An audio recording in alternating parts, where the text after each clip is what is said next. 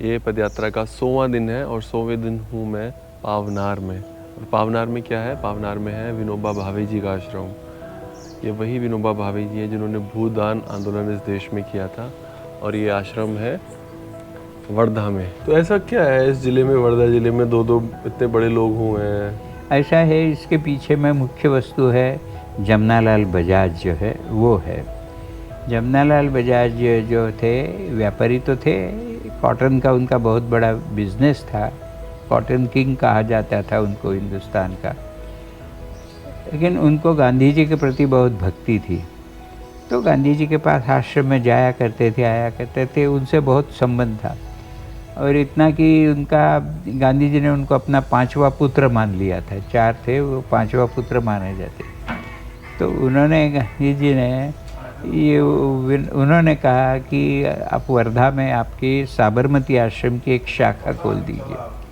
तो इसलिए विनोबा जी को 1921 में यहाँ भेजा गांधी जी ने, और फिर विनोबा जी यहाँ रहने लगे। वर्धा उनका मुख्य केंद्र हो गया। 1930 में जो नमक सत्याग्रह हुआ, उसमें बापू ने तय किया कि जब तक भारत स्वतंत्र नहीं होगा मैं वापस आश्रम में नहीं जाऊंगा। तो वो आश्रम में नहीं गए वापस। तो फिर कहाँ आना है? तो जमनालाल जी का यहीं आ जाइए, वो आते ही रहते थे। विनोबा जी थे, आश्रम था, उनका संबंध था, वो यहाँ आ गए।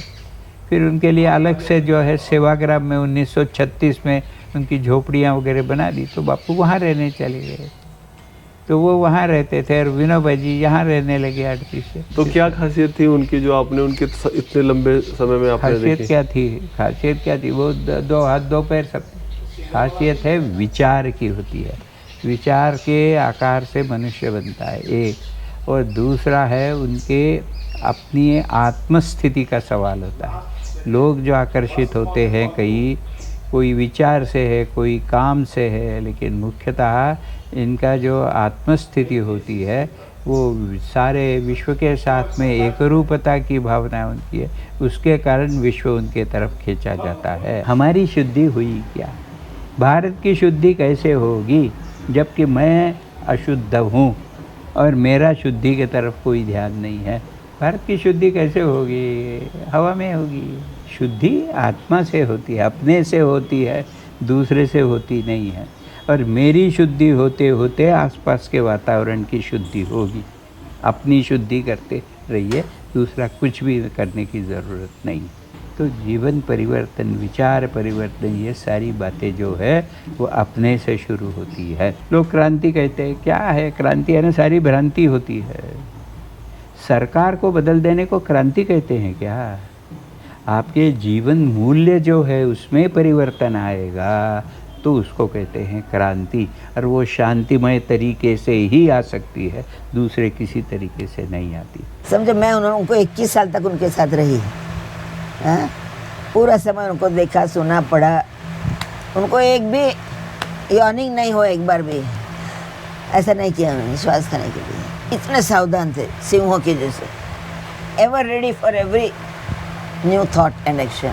ऐसा 10,000 लोगों में उनको पहचान जाओ कि ये विनोबा नहीं है, ये विनोबा नहीं है, विनोबा को ढूंढने जाना पड़ेगा। ये पावरफुल पर्सनैलिटी। उनको कोई गिफ्ट कोई दे नहीं सकता था क्योंकि उनको कुछ चाहिए नहीं था। वो जब चले गए तब उनके कपाट में उनकी 2 जोड़ी खादी का कपड़ा और 2 किताब, वेद और ज्ञानेश्वरी, और कुछ नहीं। और उन्होंने कहा था कि मेरी कोई भी चीज़ प्रिजर्व नहीं करना, किसी को दिखाना नहीं, उसका प्रदर्शन नहीं करना। फिर लोग उसको लेकर के मंदिर बनाएंगे। I don't want it. ये भारत की ज़मीन जिन्होंने इतने संतों को पैदा किया है, प्रहलाद से लेकर अभी तक, राम सीता से लेकर अभी तक, वो सब जिस ज़मीन पर चले होंगे उस पर तुम लोग चल रहे हो। साइकिल यात्रा की होती, मोटर यात्रा की होती तो इतना समय मैं तुमको नहीं देती। तुम्हारे भाग्य का कुछ लेने के लिए ही बोल रही हूँ।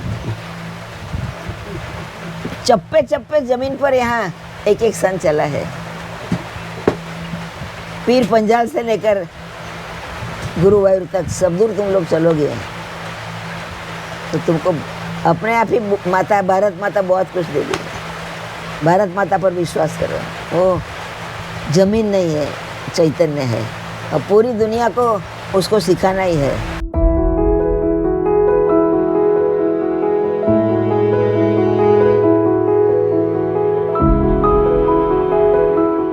नमस्कार, मेरा नाम गौरव त्यागी है और मैं हूँ भारत अनशुद्धि पदयात्रा पर। आज हमारे लिए एक खुशी का दिन भी है। हर दिन खुशी का दिन होता है, लेकिन आज थोड़ा विशेष दिन है। आज हमें 100 दिन पूरे हुए हैं और मैं हूँ अभी पिंपल खुटा में। इसी गांव में मैंने यात्रा को विराम दिया था। अब यहाँ मैं शुरू करने जा रहा हूँ आज की पदयात्रा को।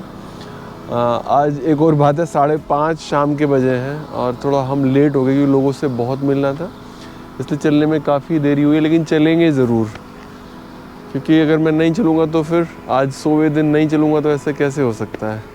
तो मैं आज आगे बढ़ूँगा और आज 100वें दिन की खुशी है और देखते हैं कितना अभी तय कर पाता हूँ मैं। तो मैं आगे बढ़ूँगा।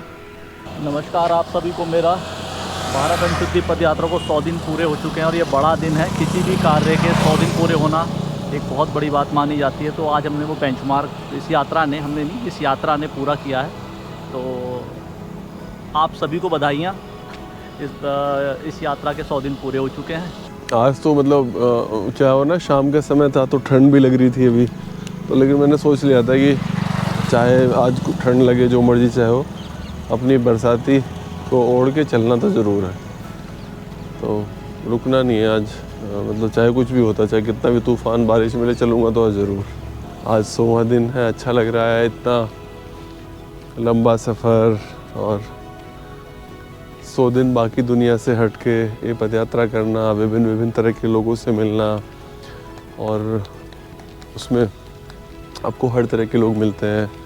न केवल किसान हैं, न केवल बच्चे हैं, बहुत सारे अनुभवी लोग हैं। बहुत सारे ऐसे लोग हैं जिन्होंने एक लंबा अनुभव तय कर अपने जीवन को जिया है और विभिन्न तरह की यात्राएं की हैं। बापू को मानने वाले लोग हैं, विनोबा भावे जी को मानने वाले लोग हैं, और ऐसे लोग हैं कि 40 वर्षों से, 50 वर्षों से उनके बताए रास्तों पर न केवल चल रहे हैं, वो जीवन पूरा जी रहे हैं।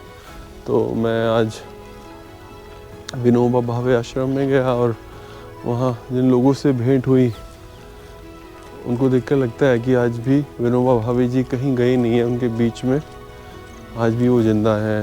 या जो गांधी को मानने वाले लोग हैं, कैसे वो उनके आचरण को देखकर समझा जा सकता है कि वो न केवल वहाँ रह रहे हैं बल्कि उस आचरण को भी जी रहे हैं, गांधी जी को जी रहे हैं वो लोग। और ये बड़ी बात है, क्योंकि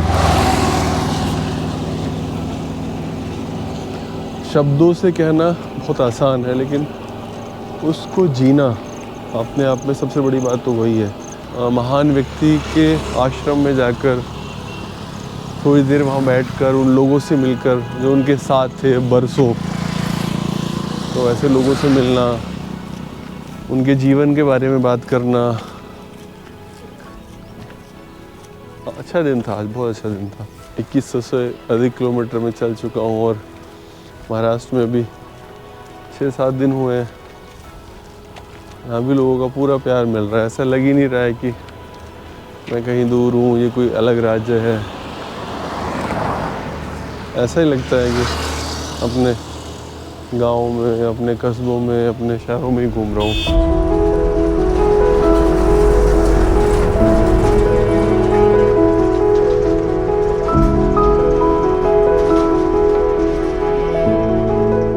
पंद्रह किलोमीटर चलने के बाद मैं आ गया हूँ गांव मोरंगना में और रात हो चुकी है ज़्यादा। मैं अभी यात्रा को दे रहा हूँ यहाँ विराम। और आज इस तरह हमारे 100 दिन पूरे हुए। ये आप सभी के स्नेह, प्यार और आशीर्वाद से ही संभव हो पाया है कि मैं कश्मीर से यहाँ तक आया हूँ और 100 दिन पूरे हुए हैं। 2100 से ज़्यादा किलोमीटर अभी तक पूरे हो चुके हैं इस पदयात्रा के, और आप लोगों का भरपूर प्यार मिल रहा है। धन्यवाद आप सभी का, दिल से आभार। आप ऐसे ही हमें प्यार और आशीर्वाद देते रहिए ताकि हम सब मिलकर एक समाधान खोज सकें, और वो यही समाधान है कि कैसे हम अपने देश में सभी लोगों को शुद्ध भोजन उपलब्ध करा सकें। धन्यवाद। बाय बाय, टेक केयर, अपना ख्याल रखिएगा। कल मैं पदयात्रा यहीं से आरंभ करूँगा।